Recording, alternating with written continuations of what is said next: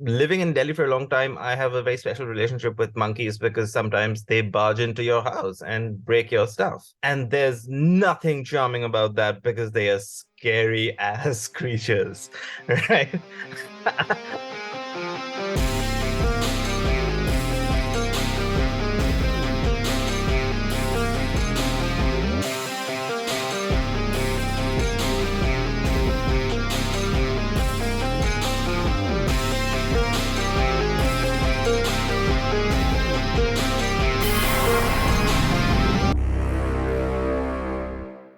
Welcome to the Skiffy and Fanny Show. Let's make some magic. I'm Sean. I'm Daniel. And today we are joined by the superb Samit Basu, who is the author of The City Inside, first published in India as Chosen Spirits. Turbulence and its sequel is another set of works, which the sequel is Resistance. And this new book that we have in front of us today, the wonderful The Jinn-Bot of Shantiport, now available from Tor.com. Welcome to the show. Thank you so much for having me. I'm a fan of the show, so it's just great to be here. Well, we're excited because this book is wild. It is. It's wild fun. It is a wild fun.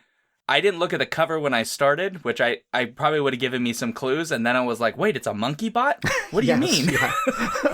I had to go back and reread because I was like, wait, what's going on? But it's wonderful. So it's great. So we'll have a bunch of questions for you. Yeah, but we'll get to those in just a second. Yeah, so in the meantime, a friendly reminder, before we get to those questions, we want to hear from you. Share your comments with us about this and past episodes at skiffyandfancy.com/listener suggestions.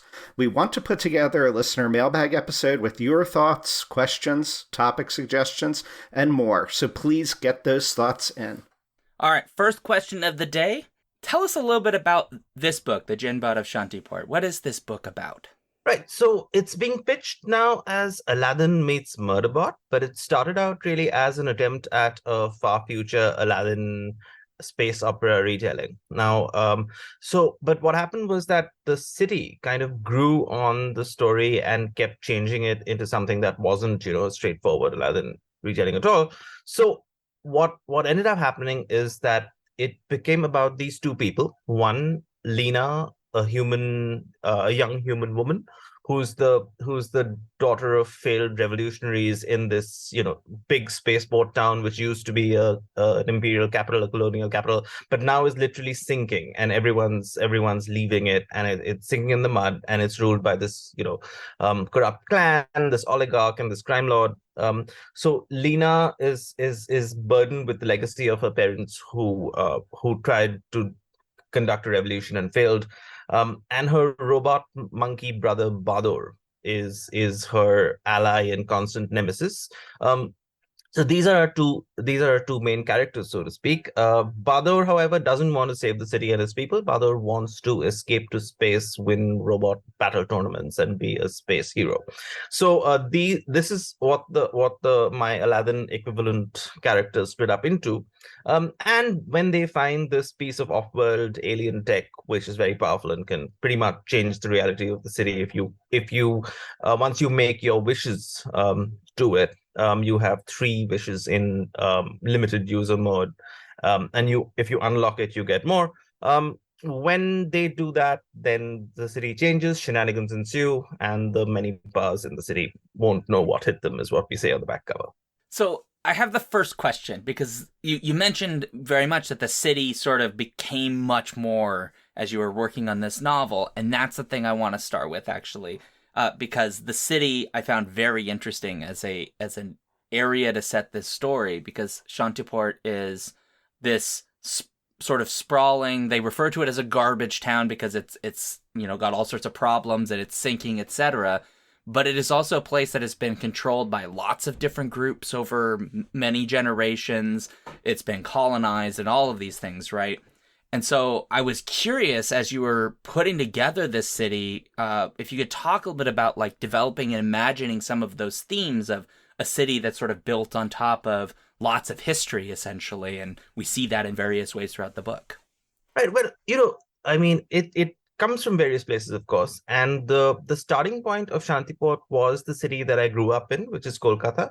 in the east of India. And it used to be sort of the second city in the world in the time of the British Empire. And it's got a long, rich history before that, former imperial capital, etc., etc. And but it kind of became known as the symbol of poverty and decay sometime in the mid 20th century. And it's a city that's been ravaged by time. So incredible history, but also incredible power leading to incredible downfall. And it's also the city where I first encountered the story of Aladdin, in Bengali, told to me orally. And so, and one way I came to this book was that I realized at some point that Aladdin is actually a story that is just a kind of a homeless piece of Orientalism, because it was inserted into the Arabian Nights translation, the French translation, but it's probably not an original Arab story, but is a story kind of made up on the fly by a Syrian Christian guy. And it's set in a very Orientalist China, which is also somehow Arab and has a generic African villain. And it doesn't match the rest of the stories in the Thousand and One Nights. And this is obvious even as a child, if you're familiar with the rest of the stories. So I wanted to give this kind of roving Orientalist classic a home. And I wanted this home to be the city where I first heard it kind of projected into the future. And that's where Shantiport came from. And as for the rest of it, when you're since I wanted to be in the future, and I wanted the bots to come in, and I wanted the Jinn to be kind of a piece of sentient technology. And I wanted to look at things like climate change, inequality, surveillance, all of that. And then it just got thicker and thicker and thicker. So I had to leave out huge chunks of it because my editors kept saying that the city the city is sprawling too much, as these cities tend to do. So a lot of that just kind of sank into the waters with it. But I really kind of enjoyed writing the city. Well, that does raise an interesting side to this, which I was curious then that the idea of the city sinking, because if I'm correct, I know Mexico City is currently being discussed as sinking, but isn't it also I might be wrong. Is it Kuala Lumpur that is also sinking? There's another one over in that region, and I can't remember. But that's not also true of Calcutta? It's potentially true. Like, it's going to get worse and worse. So a lot of sort of Southeast Asian megacities are in very scary imminent danger of just collapse for climate change reasons. And of course, culturally, there's so much chaos going on that no one's bothering to do anything about it. So everyone's just kind of, waiting for the water to reach the first floor or something like that. But it's pretty crazy. So and it's one of those things where, just the physical magnitude of a city, the stakes of a city with I don't know how many people, 14, 16 million people, and it's just the groundwater rising from beneath, but no one has time to think about it because there's so much else going on. And these are the settings in which all of these people live. And it seemed like a good reason for the citizens of Shantiport to be wanting to get out of the city as fast as they could. I have learned a new thing today. Thank you. So I find it interesting that both the city within the story, Shantiport, is built on all these layers and all this rich history, and the novel seems to be very much as well. And there's this sort of parallel there at that level between what you have created and then the process of creating, of going through it. And all of it kind of began, is my understanding, with the going back to that story of Aladdin. And is there a particular aspect of the plot of the Aladdin that fascinated you, particularly as a child, or that made you return to that throughout your life? Or was it just simply the fact that it has this sort of layered history that attracted you to it? Well, a little bit of everything, actually. I remember, when I first heard the story in Bengali, and when I first encountered, and I then encountered it on TV in a really tacky production in Hindi, of the entire Arabian Nights. And then the next thing I saw, and I wasn't even a teenager at that point, was the Disney Aladdin of 1990 or 91 or whenever that was. And I remember even as a kid being very struck by how different these stories were, given that it was the same story. because in the Arabian Nights version you don't have three wishes. You just have wishes. You don't have, I mean, the stories are very different and it's the same story, and I hadn't encountered that before. I hadn't encountered stories that were just different in different languages. And this is something that I think all of us who get into a life surrounded by words and reading and writing and fiction in general, the thing of, when I saw the Disney Aladdin, I didn't like the wishes he made. I just didn't think he made the right wishes. And that desire, when you see a story or when you read a story and you think, that's not how I would have done it. I would have done it this way. Responding to the text like that is, I think, a fundamental part of being a writer and a reader and a critic. And I remember feeling very strongly about that with the Aladdin animated movie when I saw it. So it had kind of stuck at the back end of my brain for the longest time. So when the opportunity presented itself many, many years later to do a retelling in some form, I knew that this was a good story to pick, because it not only did it have a sort of personal resonance, but it's also a story that, thanks to Disney, the whole world is familiar with.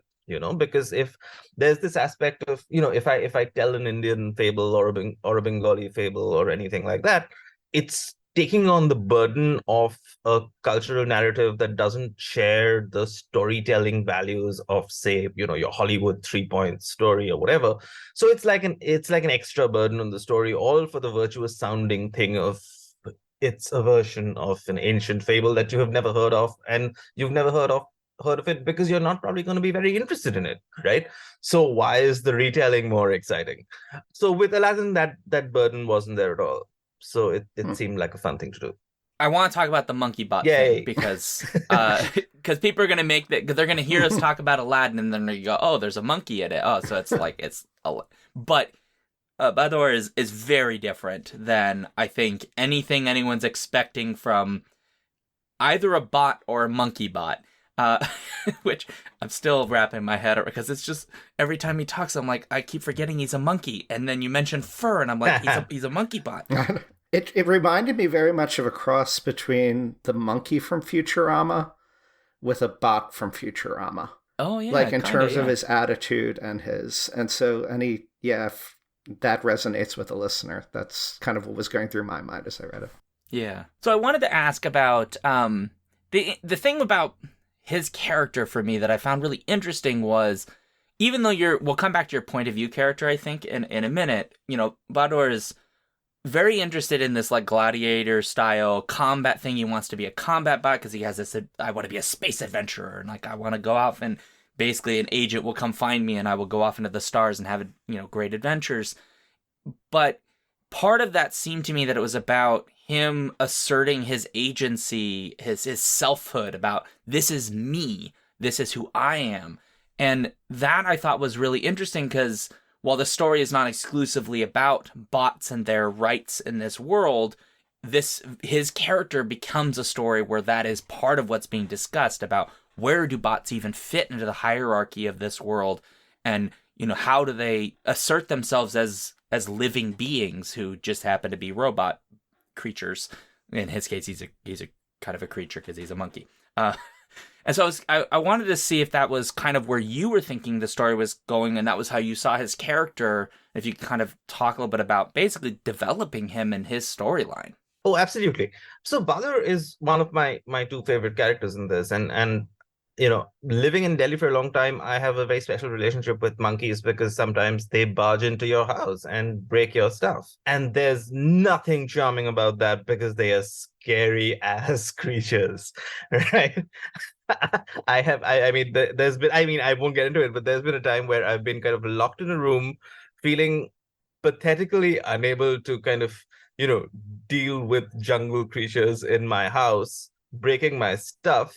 And Googling, how does one deal with monkeys while they broke things outside. So it's been a fairly intense relationship with these creatures who have now invaded my house 5 times over the last decade or so.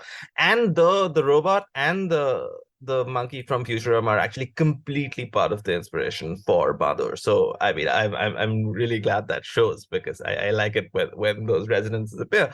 So the reason why he is what he is, I mean, the whole bot angle is something that grew out of the setting, because having decided to set it in the future, I didn't want absolutely only present day social and political concerns to be the defining features of this city, as in, those exist in as kind of residue of inevitable residue of human existence, I want to say, because we just carry our problems with us, and we would across planets and centuries as well.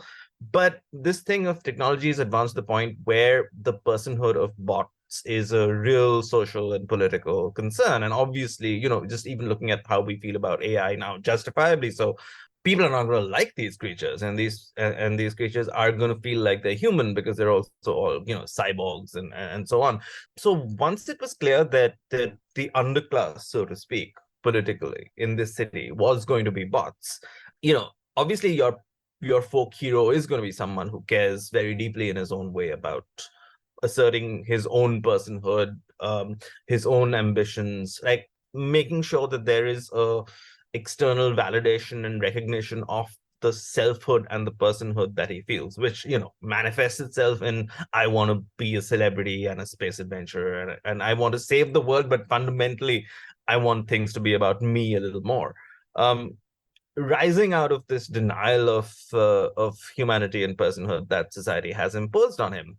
And the other reason why Badr is the way he is kind of, I wanted to imagine a kind of hybrid Aladdin that was both these people at once, where it was, you have Aladdin's kind of, ruthless, so to speak, desire to climb socially and hustle his way through the corridors of power and trick everyone into kind of, just giving him more.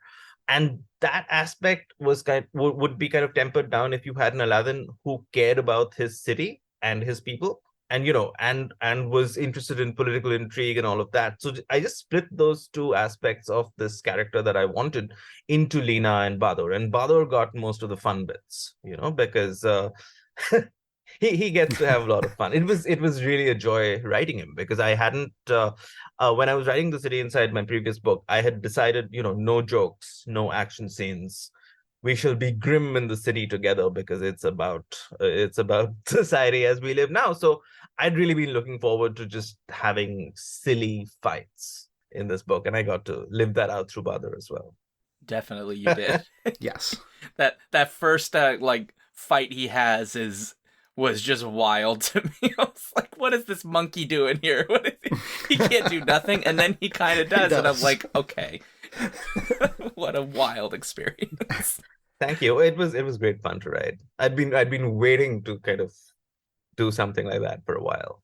So that makes me curious, because kind of merging what Sean was just discussing, you were answering with talking about this, how it became a very sprawling space opera. There's multiple plots going on here, multiple protagonists really between Lena and Badr, and we haven't talked about the other main bot in here too. And altogether, they're all having separate adventures, but then they also coalesce. They all seem to have their own antagonists that they're fighting as well, or having to deal with. And at the same time, you're kind of juggling very effectively humor with really serious kind of conversations or themes. As you were doing all this, my question is, what was the thing that you had to fight the most to make sure you didn't go too far into or off in a tangent, to make sure that you were keeping things balanced between all the things, all the balls in the air? Well, I think in this case, it was more a question of my editors really suffering. Um, so, so my lovely editors at Tor.com, Sana Ali Virani and Roshi Chen, were just very gracious about the fact that I was determined to be as unhinged as possible when I was telling the story. And I really don't care about wrapping things up neatly. Like I want things to kind of, be as reader friendly as possible. But also, given how publishing is, and given how erratic my career has been for the last 2 decades, I also feel like, every novel I get to write might be my last. If I have a series worth of ideas, which I usually do when I'm obsessing over a story, I want them all in the first book as much as possible, because one never knows if there's going to be a second book or not, so, and as a result of this, I mean, I don't feel bad at all about making my books a hot mess, because they're set in cities that are hot and messy by and large, and characters who are hot and messy usually as well. So, and my editors have been very kind in, not telling me to explain more or pause and kind of, make sure that everyone's on board. And I know that it's not, I know that my writing is not going to be for people who are very used to having their hands held, and the readers, the characters, every thought explained to them as they move forward with the story. Not that I think there's anything wrong with that kind of storytelling, and I enjoy a lot of books that do that, but I just like having these very weird shapes emerge in the novel and then wrapping them up as best as I can. Um, and especially since these both this one and both the Jinn-Bot of Shantiport and The City Inside are science fiction books, I felt a bit more, not pressure, but I felt a bit more drive to factor in my local realities, which are all completely illogical and which are all completely, chaotic and multidimensional, and nothing makes sense. It's of course not right to carry all those burdens into fiction, which is the one place in the world where you might expect things to make sense, right? But yeah, but I mean, I just trust my editors to tell me when I'm going completely off the rails, which they did. I have to tell you, like, with with this book, and again, publishing itself is in so much chaos that I think I pretty much rewrote the first quarter or the first one third of this book at mega speed, because it was heading off in a lot of different directions, many more than it is now, and it's a lot even now. And they were like, "There's you're giving us a lot in these first few chapters, because we need a little more focus, and we need to know a little more about what the characters want." So I tried to do that as well. But yeah, but I figure that it's I think for the people who like it when they read it, they're really gonna like it. Something you were saying I thought was really interesting, because you were describing, the ending of this. We're not going to talk about what the ending specifically, because people need to read the book and buy 40 copies. But like, the ending isn't like a perfect little neat bow, we'll say, right, where everything's totally perfectly wrapped up in all the most perfect ways, and everything has gone exactly as the way it's supposed to, and But to me, when you were saying, like, this is kind of a consequence of the kinds of places, both where you live, your own experiences, but also the types of places you're building, which, like, frankly, this city, Shantiport, is like, it is a hot mess, as you say. Like, it's got so many problems. The idea that you could get to the end and it authentically, like, everything is just perfect and all of it went well, almost feels kind of like cheating to me. Like, Yeah. I don't expect at the end of this book, like, every problem is fixed exactly perfectly and everything's fine and all the plots come perfectly together in this perfect, neat little package at the end. I'm kind of expecting, like, there are things that won't be resolved here, because if you did, I don't know, like, this book would have to be twice as long for that to even work, right? There are certain plots that I feel have to be resolved, and I think you did a good job resolving those particular plots. But I don't know if that's how you're kind of feeling about it. But that, when you were saying that, that's how I was feeling, was like, it just doesn't feel like an authentic book to try to tie everything up perfectly at the end. It almost feels like it would be, like, I feel like I'd be lied to, almost. Me personally, but maybe I'm a weirdo. No, well, I'm the same kind of weirdo then, because that's exactly how I feel about these, and I specifically think that, I think in science fiction and fantasies especially, sometimes the biggest work of imagination or speculation that happens in the text is the idea that a huge society could just be resolved very quickly through through someone making the effort and finding the right friends. So, and the further you get into something where you're talking about empires and countries and cities and powers at war, look at the real world. There's never a clean solution to anything. I mean, and if in the post broadband, post social media world, we're not able to understand that, just the right intentions aren't enough to fix the world. Look at what happened during COVID. So I don't see, I don't think that fantasy and science fiction, which are realms of the imagination, I don't think they should be lying to us in this way. Give us the imagination. But if you're doing a book that claims to be inspired by the real world or real politics or real history, then I think it is writers' duties to look at it from different angles, to not pretend that tidy revolutions are possible, or that all that that you can make society perfect by just having an adventure. So yeah, which is not to say that those books aren't great, but those books aren't reality. The biggest speculative leap in those books is that society's problems are fixable by individual effort. It's like science fiction as myth versus science fiction as speculative, Yeah. about the present, as Yeah, it were. yeah. Yeah. Which there's nothing wrong with science fiction Yeah. as myth. I mean, for heaven's sakes, I'm a Star Wars Yeah. fan, but No, and I love those stories. And I mean, I think my first 3 or 4 books were those stories.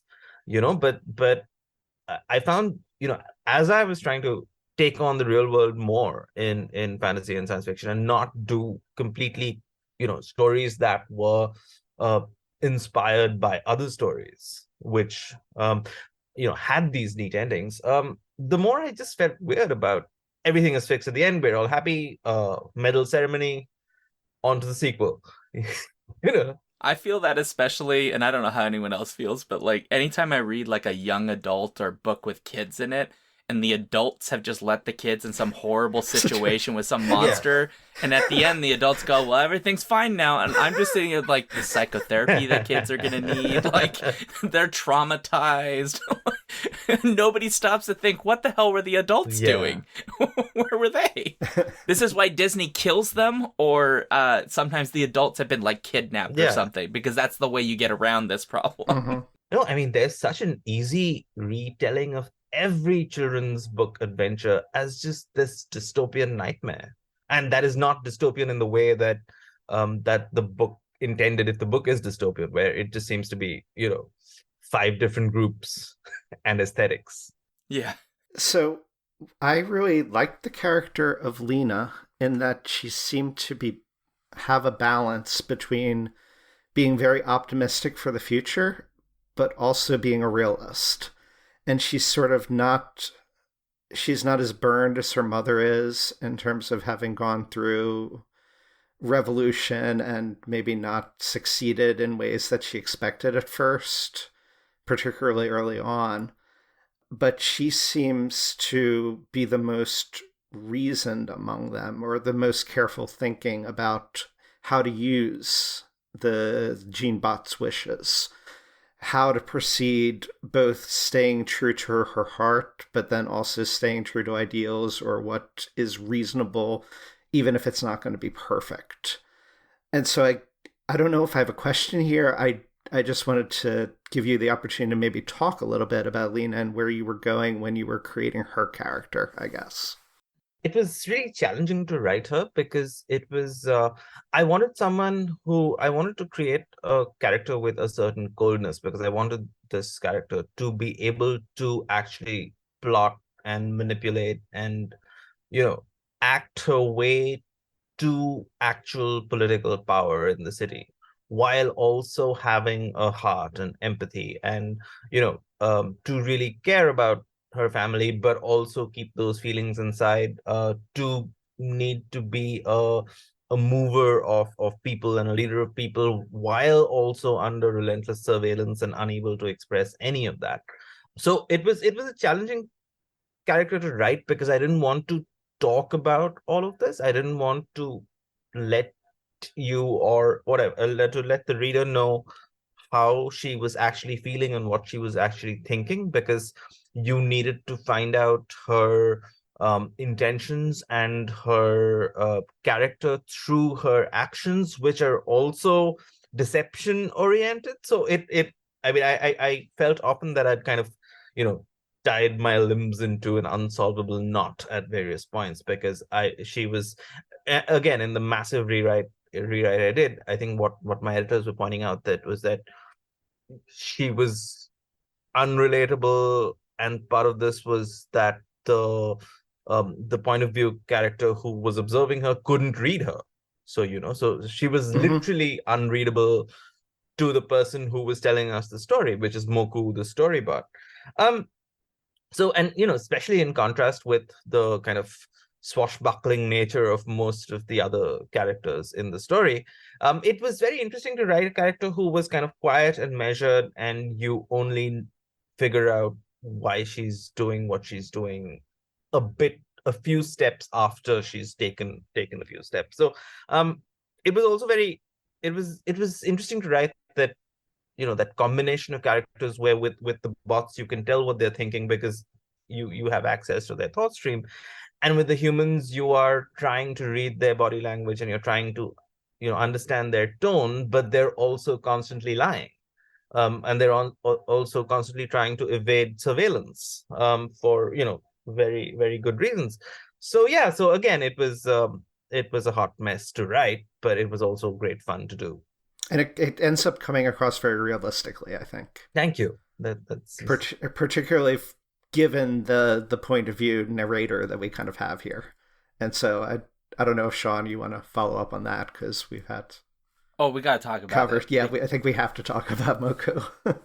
Because it's in chapter 1 when I finally realized who the POV is of the story, and it was like this. Wait, hold the fort! you just like twisted me around, and I was like, whoa, this was not where I thought this was going, and I really enjoyed that little switch in that first chapter because it lets us know that the POV of this story is actually this like narrative documentarian bot named Moku, who can take your story down and like put it all in a lovely little neat bow and everything, which perfect for a character like Bedor who kind of wants to have a story about him, less so for Lena, who is more secretive. And so I was really curious if you could talk about like, where did you kind of think that this was going to be the POV character? And I guess the other was just kind of the idea that the character is almost like a documentarian by design is such a curious choice, because that like made me think of the idea of a POV on like very different levels. Yeah. And I don't know where that kind of came from for you, and I was hoping you could talk a little bit about like making Moku the central perspective for this story. Yeah, thank you, first of all. That was really lovely to hear. Moku came from a lot of places. I was first visualizing this book as a mockumentary, which is why Moku is called Moku. There's no other reason. It's just a shortening of mockumentary. I wanted this story to be told by a camera, that so to speak, because there's also this whole thing of all of the Aladdin stories are set in this completely strange, made up, generic Eastern thing where you are distanced from the realities of the characters in the story by your point of view and the distance of Orientalism, etc., etc. So there is a certain emotional distance from the story because it's fundamentally most tellings of Aladdin are exotic, and this story aims to be anti-exotic because it is about the lived reality of people in these Eastern settings. So that was where I started thinking that the POV character is kind of really important here, because there's real world cultural things, and then within the story I wanted actively to have our leads be two very different people, not just in their character but in the way that we perceive them, so.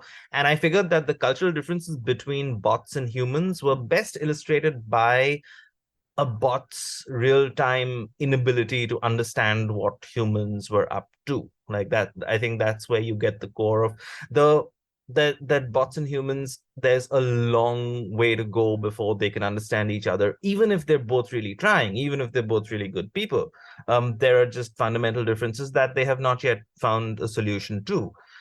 I also loved the idea of narrators who get involved with the story and change themselves, So it was an interesting opportunity because you essentially have what is a single point of view character who's trying to follow two really strong-minded characters who are, for most of the book, working in opposite directions in different parts of the city, and only kind of come together when they resolve their personal differences a little bit, or when circumstances throw them together.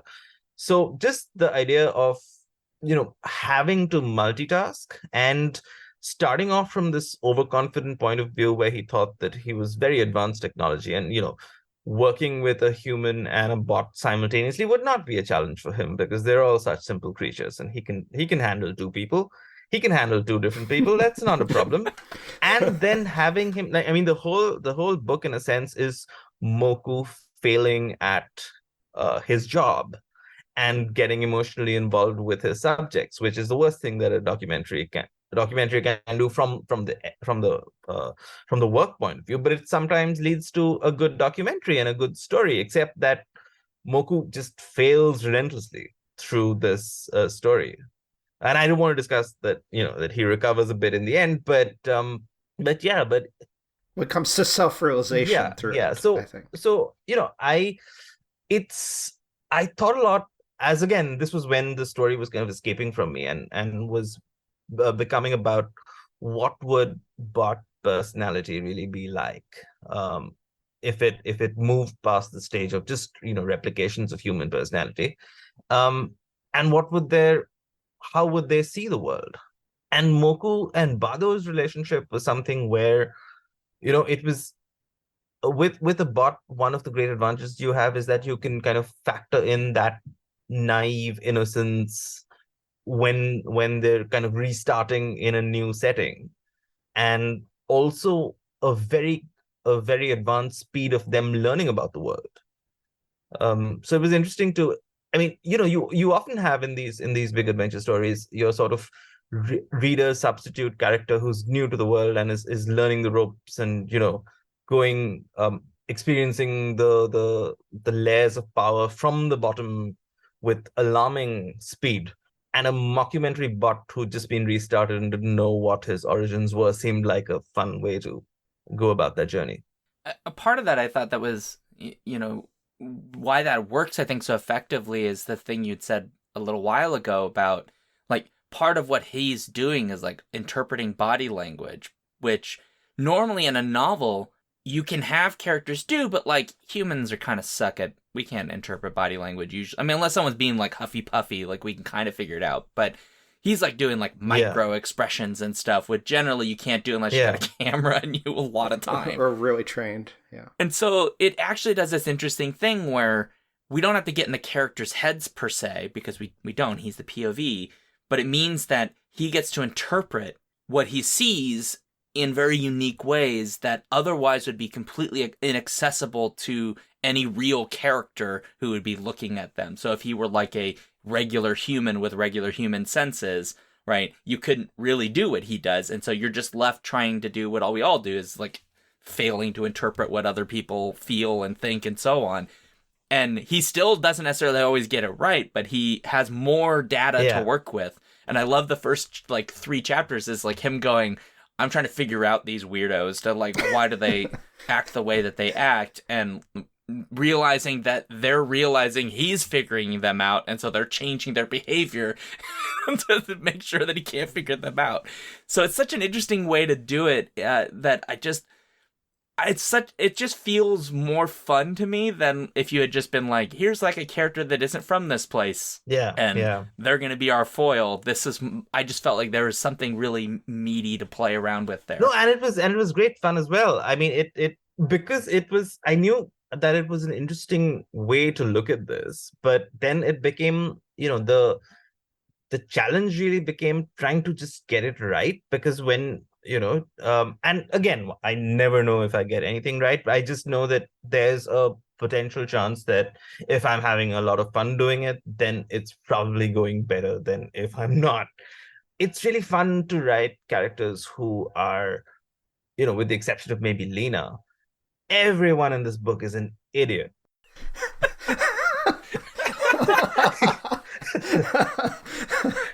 And it's really nice to write them because they're just all heart, and they're just such idiots. And you care. At least I care more about people like this when I see that they have these very pure intentions, Levels of goodness. and they're going for it, and they're getting it all wrong.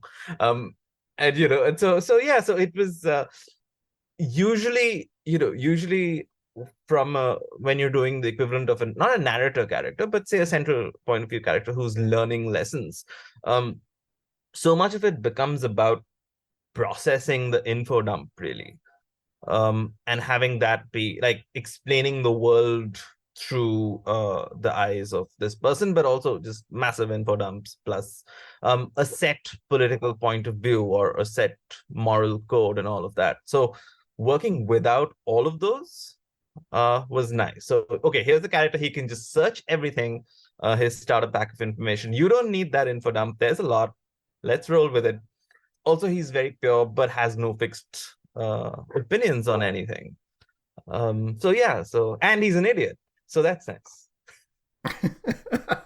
I'm so glad you just brought that up, because I didn't have a question originally planned about this, but like, there's a huge part about Moku when he's getting all this information, realizing there's layers and layers of lies and propaganda. And, in some cases, it's like, I don't know what the truth is, because there's like multiple different interpretations of information being fed into the system, and things have been excised out of it. And so you just have like fragments or pieces.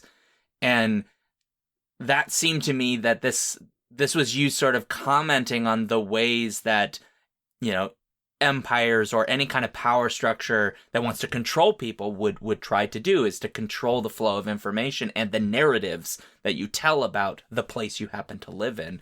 And I assume, since you're nodding, that is kind of what you were going for. So I was hoping you could talk about like that idea of the importance of that, like the propaganda, the lies, and trying to unpack those and their complicated messiness. I mean, again, one of the things that I find fascinating about fantasy and science fiction is our love for the timeline, and that the timeline is fixed. Like, yes, we can all say history is written by the victors, but the thing is that 2 centuries later, there's a different set of victors who rewrite it entirely.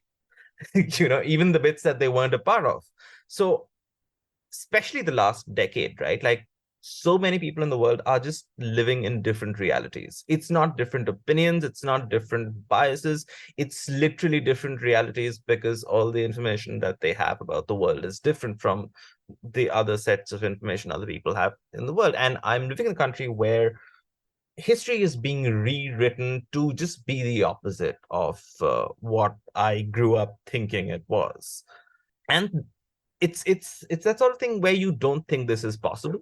As in, how could, let's say if someone in power in the US decided that the US had always been a colony of Finland, you would think that it wasn't possible that they could get away with it for whatever reason. These hypothetical, presumably Finnish overlords couldn't. Let's not give them any ideas here. You think they couldn't get away with it, but they absolutely could, at least for a time. So and this aspect of the world was something that I had not thought possible. And especially since so many of the books I love are just, SF and fantasy, where what is history is a huge part of. You love this story, I'm going to go way back into these archives that fellow nerds have obsessed over for no reason, but other than that it's fun and it's more. To kind of acknowledge the fact that we live in a time where reality is rewritable in the moment. And to then have a city where, yes, there is history, yes, there are cultural narratives. All of it is under the control of the people who run the place. And tomorrow it could change completely. We've touched on this here and there, but the theme of power is present in what you were just saying, and it's a huge point in the book. And I want to get to a question that actually Paul asked. Paul's another Skiffy and Fanti contributor, and he would have loved to have been here for this, but was unable to be. And so one of the quotes he picked up on in the book was, people really show you who they are when they think you serve them and they have power over you. And Paul really found that to be a telling quote, and an important facet of the book. And so he was curious what you, I guess, were looking to say in terms of those levels of power in the novel. And I guess particularly the character the oligarch, Shakun Antim, might be one that you used a lot to kind of address these themes in the book. I've been fascinated by the relentless presentation that we all do in this world, and I guess it's always been a part of every era of history, like the creation of this narrative about, anyone at any degree of power, but how they're also kind and generous and nice and benevolent. And so you have, at any point of time in history, anywhere in this world, these absolute monsters who are also well-loved movie stars and presidents and leaders of state and you know um people who are in charge of, I don't know, charity organizations, just icons of kindness, who are demonic creatures to the people around them in their everyday lives. And you're thinking of 5 examples as I'm saying this.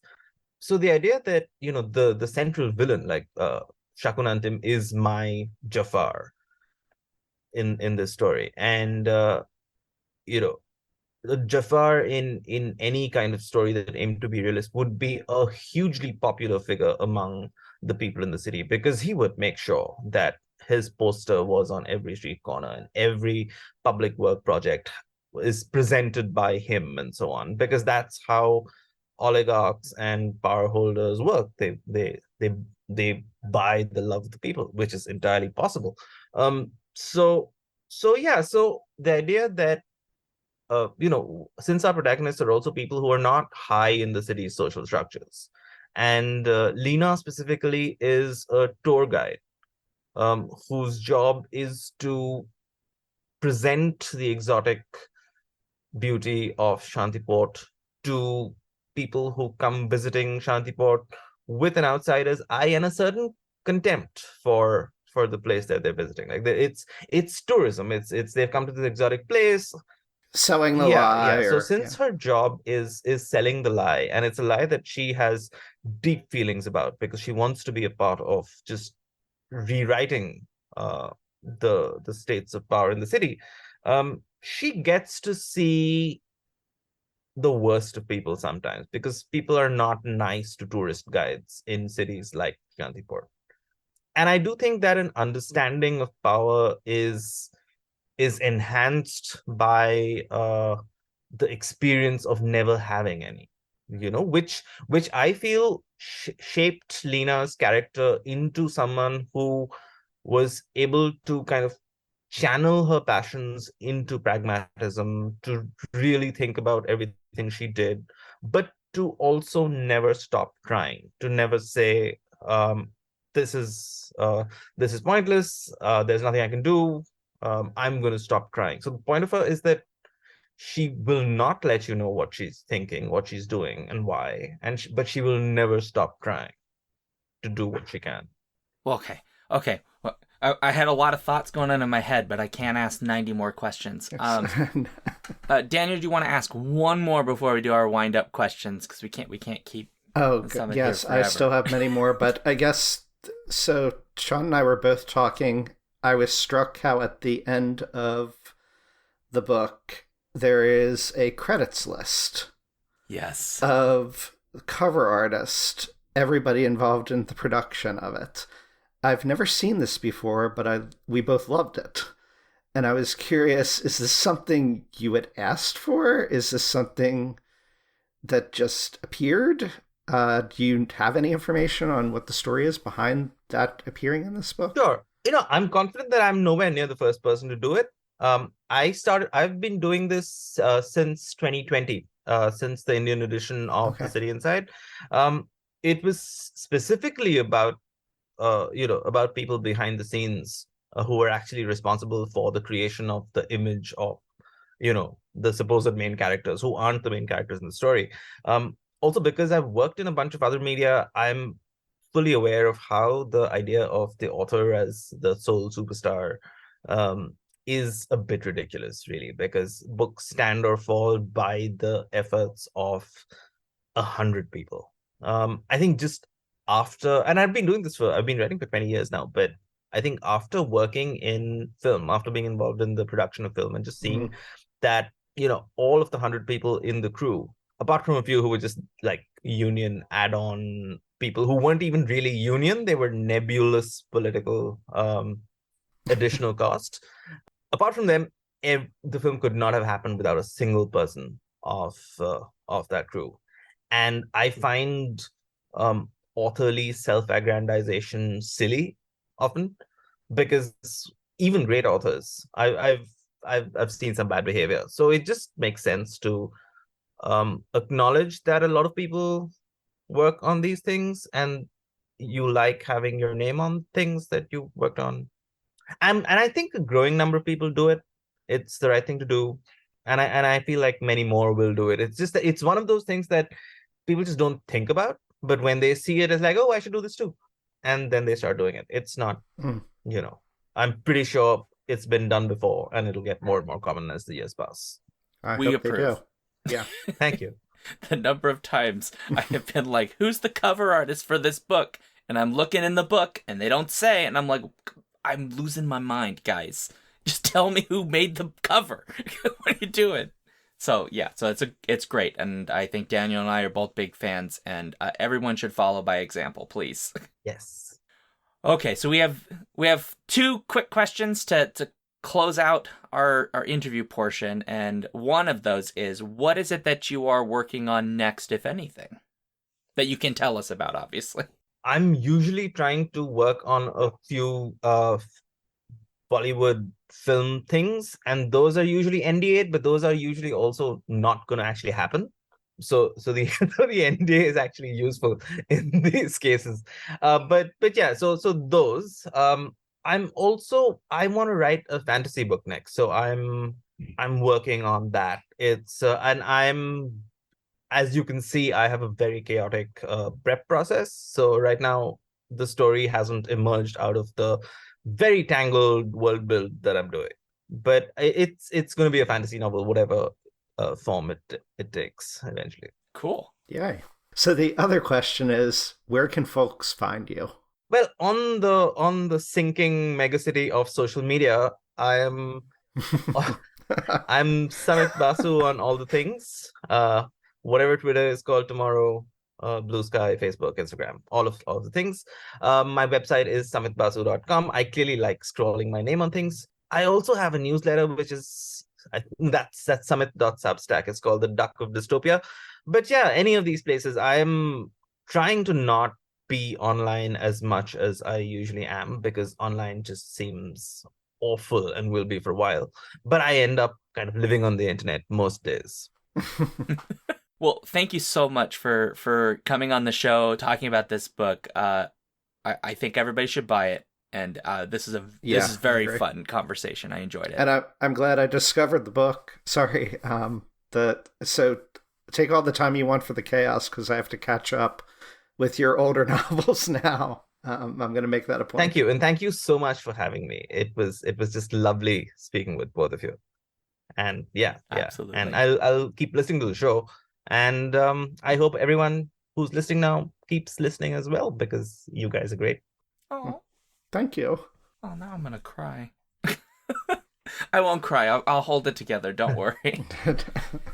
So for folks at home, as a reminder, if you have any thoughts about this episode, we'd love to hear from you, or other episodes. skiffyandfanny.com/listener suggestions.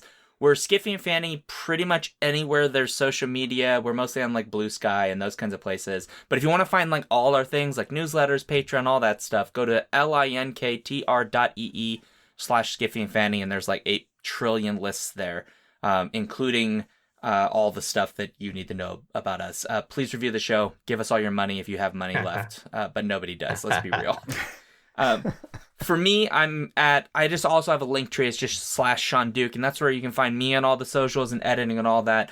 And that's also where you'll find Alphabet Streams, which is my Twitch channel, which is where Skiffy and Fanty nights take place. So please go and do that. And Daniel, what about you? You can find me at reading1000lives.com. That's reading1000lives.com. Or on Blue Sky, Reading 1000 Lives. You can also find my reviews, besides on Skiffy and Fanny blog, on Fantasy Book Critic, on Speculative Fiction and Translation, World Literature Today, and occasionally Strange Horizons. Question for you, Daniel. This will be my awkward question. How close are you to having read 1000 Lives? I think I have surpassed. You've read more than 1,000? I think probably, yes. Okay, so when are you going to add the extra 0?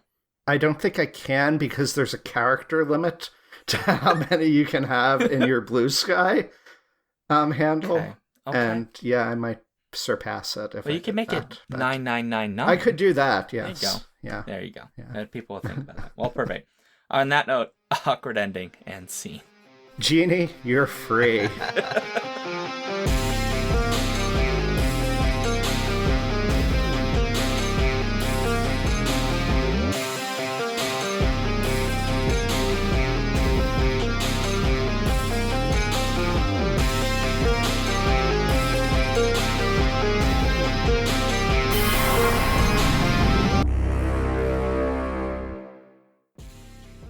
If you want to support this show, you can go to patreon.com/skiffyandfanty or skiffyandfanty.com, our website, where you can get access to all of our fancy things. Our music comes from Holy Mole. You can support him and his work at patreon.com/holymole. Thank you for listening.